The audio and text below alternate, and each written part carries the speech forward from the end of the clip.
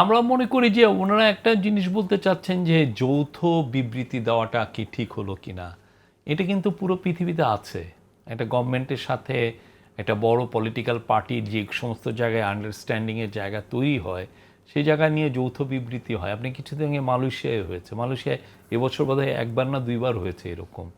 ইউরোপে এটা হামেশা হয় যে আপনি ধরেন একটা পলিটিক্যাল পার্টি, আপনি বাইরে আছেন ক্ষমতার, আর আমি ক্ষমতায় আছি, তো আমার আমার সাথে আপনি একটা ওয়ার্কিং রিলেশনশিপ তৈরি করতে চান বা এই বিষয়ে আমি সাপোর্টটা চাচ্ছি, তখন হয় কি দুইটা পার্টি, দুইটা গ্রুপ, মানে গভর্নমেন্ট এবং পলিটিক্যাল পার্টি মিলে যৌথ দেন যে আমরা এই বিষয়ে ঐক্যমতে আছি। এটা একটা আনন্যাচারাল কিছু না। না, আমরা তো ওনার সাথে ব্রিফ ইন্টারাকশন হওয়ার হয়েছে। মিটিংটা ছিল 1.5 ঘন্টার।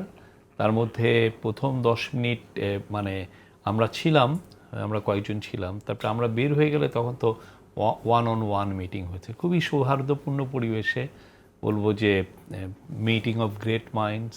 এবং যখন বের হয়ে আসছিলেন জনাব তারেক রহমানকে আমি জিজ্ঞেস করলাম যে কীরকম মিটিং হলো। উনি এটা একটা ঐতিহাসিক মিটিং, উনি হিস্ট্রি। এবং স্যারকেও জিজ্ঞেস করলাম, স্যারও বললেন যে এটা একটা মেমোরেবল মিটিং। বোঝা হলো যে দুইজনই খুব স্যাটিসফাইড এই মিটিংটায়। এটাই। মিটিংটায় আসলে কি ধরনের বিষয় গুরুত্ব পেয়েছে আলোচনার চলমান মধ্যে? যে পলিটিক্যাল বিষয়গুলো তো থাকছেই, অনেকগুলো বিষয় তো আছে। আমরা একটা ডেমোক্রেটিক ট্রানজিশনের মধ্যে আছি। আমরা একটা স্বৈরাচার চলে গেছে, তারপরে একটা ইন্টারিম গভর্নমেন্ট আসছে। ইন্টারিম গভর্নমেন্টের অনেকগুলো কাজের একটা বড় শেষ পর্যায়ে হচ্ছে ইলেকশনটা কখন হবে, ইলেকশনের আগে যেই দুইটা কাজ আমরা করতে চাচ্ছি, এই গভর্নমেন্ট করতে চাচ্ছে, রিফর্ম এবং ট্রায়াল, সেগুলোর কী অবস্থায়, সেগুলো তো আছে। প্লাস হচ্ছে যে ওনারা দুইজন দেশকে নিয়ে কিভাবে ভাবছেন, তাদের ভিশনগুলো কি, সেগুলো নিয়ে মানে আমি যেটা শুনেছি খুবই সুন্দর দুইজনের মধ্যে কথা হয়েছে, এটা নিয়ে ডিসকাশন হয়েছে, ডায়ালগ হয়েছে।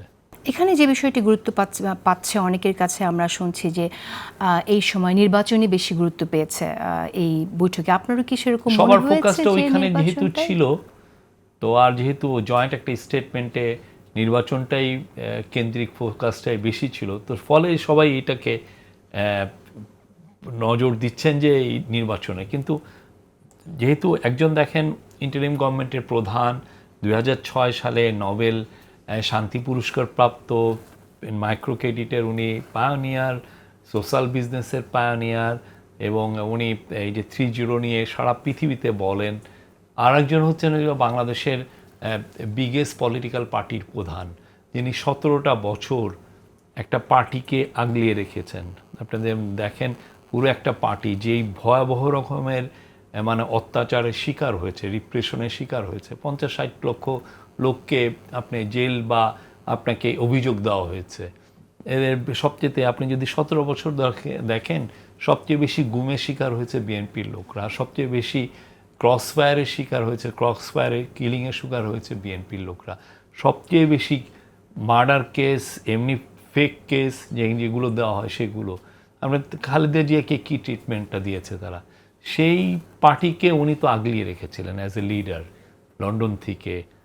যে তার সাথে এই যে দুইজনের লিডারের মধ্যে, মানে একজন হচ্ছেন micro credit pioneer Nobel laureate, আর একজন হচ্ছেন বাংলাদেশের বিগেস্ট পলিটিক্যাল পার্টি, যিনি একদম 17 বছর ধরে রিলেন্টলেস ফাইট করেছেন হাসিনার এগেনস্টে। তাদের দুইজনের যে মিটিংটা, এটাও তো অনেক বড়। এবং এটার দেখেন মিটিং হওয়ার পরে যে মেসেজটা পুরো দেশে, কি ব্রিলিয়ান্ট একটা পজিটিভ মেসেজ এসছে, সবাই স্যাটিসফাইড। প্রত্যেকটা পত্রিকার এডিটোরিয়াল দেখেন, বড় বড় যারা সাংবাদিক এটা নিয়ে কথা বলছেন, মানে দ্য ওয়ে দে। কিন্তু আমরা তো দেখছি যে জামাতের দিক থেকে জামাত খুব একটা স্যাটিসফাইড না এবং এনসিপিও স্যাটিসফাইড না। এই বিষয়টিকে আপনারা কিভাবে দেখছেন? আমরা মনে করি যে ওনারা একটা জিনিস বলতে চাচ্ছেন যে যৌথ বিবৃতি দেওয়াটা কি ঠিক হলো কিনা। এটা কিন্তু পুরো পৃথিবীতে আছে। একটা গভর্নমেন্টের সাথে একটা বড় পলিটিক্যাল পার্টির যে সমস্ত জায়গায় আন্ডারস্ট্যান্ডিংয়ের জায়গা তৈরি হয়, সেই জায়গা নিয়ে যৌথ বিবৃতি হয়। আপনি কিছুদিন আগে মালয়েশিয়ায় হয়েছে, মালয়েশিয়ায় এবছর বোধহয় একবার না দুইবার হয়েছে এরকম। ইউরোপে এটা হামেশা হয় যে আপনি ধরেন একটা পলিটিক্যাল পার্টি, আপনি বাইরে আছেন ক্ষমতার, আর আমি ক্ষমতায় আছি, তো আমার সাথে আপনি একটা ওয়ার্কিং রিলেশনশিপ তৈরি করতে চান বা এই বিষয়ে আমি সাপোর্টটা চাচ্ছি, তখন হয় কি দুইটা পার্টি, দুইটা গ্রুপ, মানে গভর্নমেন্ট এবং পলিটিক্যাল পার্টি মিলে যৌথ দেন যে আমরা এই বিষয়ে ঐক্যমতে আছি। এটা একটা আনন্যাচারাল কিছু না। এখানে আমি একটু বলতে চাই যে আমরা দেখেছি যে এই বৈঠকে পরে যে যৌথ বিবৃতিটি দেয়া হয়েছে আর যৌথ সেখানে বিবৃতি কিন্তু আরেকটা কারণ আমি বলে নিই, সেটা হচ্ছে যে অনেক সময় হয় কি, যেমন ধরেন আমি বের হয়ে আমার মতো একটা স্টেটমেন্ট দিলাম, ওরা বের হয়ে মানে বিএনপির স্পোক্সম্যান বের হয়ে ওনারা আর একটা স্টেটমেন্ট দিলেন। এতে হয় কি অনেক সময় এটা নিয়ে আবার আমাদের এখানে ওনারা এইটা বললেন কেন, এইটা বললেন, শব্দের চয়েস অফ ওয়ার্ড তখন বিগ ইস্যু হয়ে যায়। ফলে দুইজনে একসাথে বিবৃতি দিলে হয় কি এই আন্ডারস্ট্যান্ডিংয়ের গ্যাপটা থাকে না, সবাই বুঝে যে এটা এইখানে এই জায়গায় সবাই এক আছে, মেসেজটা ক্লিয়ার হয়ে যায় Clear সবার হয়, কাছে। কিন্তু আমরা দেখছি যে এখানে এনসিপি থেকে বলা হয়েছে যে এই বৈঠকে অভ্যুত্থান পরবর্তী বাংলাদেশের নাগরিকদের প্রধান দাবি তথা বিচার ও সংস্কার গুরুত্ব পায়নি, এটা অত্যন্ত হতাশাজনক বলে তারা দাবি করেছেন। এই বিষয়টি কি আপনারা কিভাবে দেখছেন আসলে? এবং আরও একটি কথা এখানে এসেছে, এনসিপির একজন নেতা বলেছেন লন্ডনে বসে একটি রাজনৈতিক দলের সঙ্গে সরকারের মিটিং দেশবাসীর স্বার্থ ও গণ আকাঙ্ক্ষার সঙ্গে প্রতারণা, শহীদদের রক্তকে অবমাননা করে বিদেশের মাটিতে মিটিং আয়োজন কখনই মেনে নেওয়া যায় না। আপনারা কি শহীদদের রক্তকে অবমাননা করলেন? না, এটা এটা কিভাবে উনি বলেন? আমার মনে হয় যে এটা অনেক সময় পলিটিক্যাল পার্টির যারা লিডার অনেক রকমই কথা বলেন। বিএনপির মধ্যে থেকে শহীদ হয়নি অনেক লোক, বিএনপির ছেলেরা কি শহীদ হয়নি? প্রচুর ছেলে মেয়ে শহীদ হয়েছে। আর উনি তো বললাম তো ওনার 17 বছর ধরে তো আন্দোলন করেছেন, ঠিক না? ওনার উপরে কি অত্যাচারটা হয়েছে, ওনার মার উপরে কি অত্যাচার হয়েছে, জিয়া ফ্যামিলি কি ফেস করে বা পুরো বিএনপি কি ফেস করেছে, এটা আমার মনে হয় যে ওনারা পলিটিক্যাল কথা বলছেন, বাট এটা আর উনি হলো বাংলাদেশের লার্জেস্ট পলিটিক্যাল পার্টির লিডার।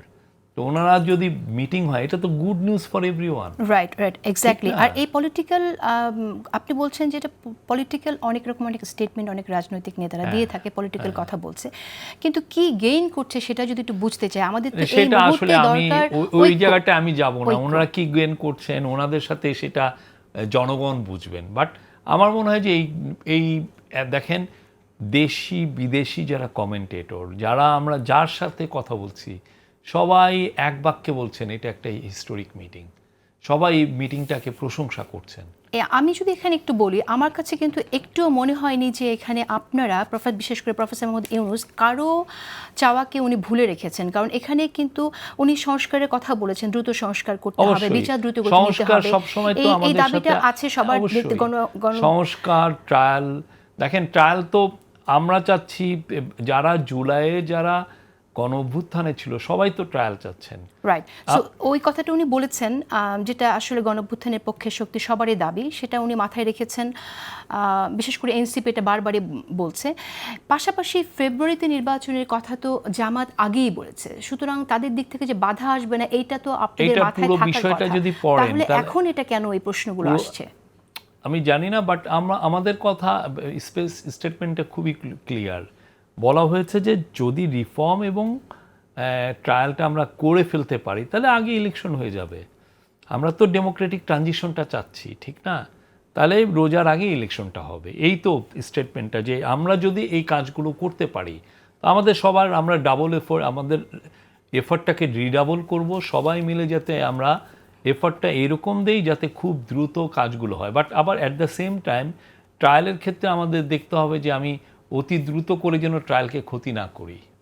হ্যাঁ, ট্রায়ালের আমার সময় দিতে হবে এটাকে, যাতে ডিউ প্রসেসটা মেনটেন হয়, যাতে এটাকে আমি বলতে পারি যে না ইন্টারন্যাশনাল স্ট্যান্ডার্ড আমরা মেনে আমরা এই ট্রায়ালটা করছি। কারণ আমরা যদি হচপচ করে আগে আওয়ামী লীগ আমলে যে ট্রায়ালগুলো করতো সেগুলো যদি করি তাহলে তো ইন্টারন্যাশনালি সবাই বলবে যে দেখো তুমি ওরা যেই অটোক্র্যাটরা যে কাজটা করেছে আমরাও সেই কাজটা করছি। সেক্ষেত্রে আপনি কি মনে করেন ট্রায়াল তো আসলে যতগুলো মামলা হয়েছে সবগুলোর আসলে প্রসেস শেষ করা নিশ্চয়ই আপনারা সেটা আশা করছেন না? ট্রায়াল আপনি ধরেন এই ট্রায়ালগুলো শেষ করতে 10 বছরও লেগে যেতে পারে, কিন্তু আমাদের কথা হচ্ছে একটা মিনিংফুল, মানে একটা দুইটা ট্রায়াল যদি শেষ হয়ে যায়, হ্যাঁ ইম্পর্টেন্ট ট্রায়াল এর মধ্যে, সেটার দিকে আমাদের ফোকাস। তাতে হয় কি একটা পুরো বিষয়টা গতি পায় এবং একটা বেঞ্চমার্ক তৈরি হয় যে এইভাবে এগোনো যাবে। একটা ইচ্ছা করলে আপনার ট্রায়াল প্রসেসটা এরকম, ইচ্ছা করলেও আপনি ফাস্ট ট্র্যাক করা যায় না, খুব দ্রুত করা যায় না। বাট আমরা কিছু কিছু ট্রায়ালের ক্ষেত্রে খুব জোর দিচ্ছি যাতে এটা ডিউ প্রসেস মেনটেন করে তাড়াতাড়ি করা যায়।